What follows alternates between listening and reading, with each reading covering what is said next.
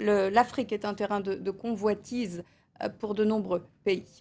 Alors, autre actualité africaine, Sonia, le plus grand producteur de pétrole du continent, le Nigeria, est le théâtre de grève nationale en ce moment.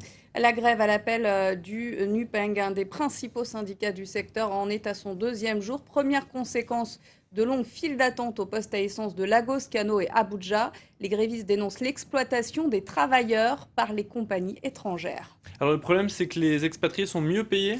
La grande multinationale Shell a répondu que non, qu'elle ne pratiquait pas de discrimination, sans donner, Pierrick, plus de détails. Et donc, il y a un autre problème dénoncé par les syndicats.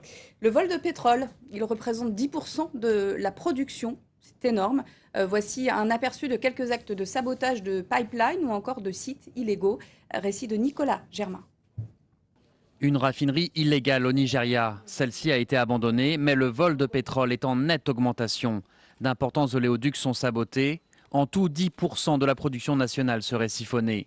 Selon les experts, c'est le plus souvent l'œuvre de gangs internationaux qui vendent le pétrole sur le marché mondial avec le soutien d'hommes politiques véreux.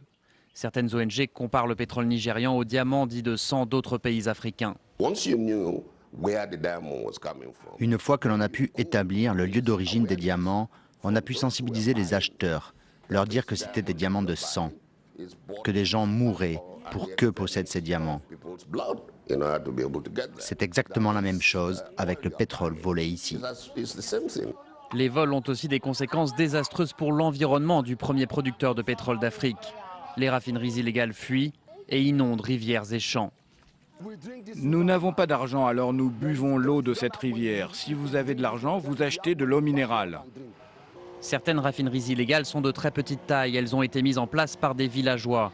Ils disent qu'ils ne font qu'imiter, à leur échelle, les hommes politiques influents du pays, qui, selon eux, volent le pétrole et profitent des ressources de leur région. Voilà donc pour ce point très complet.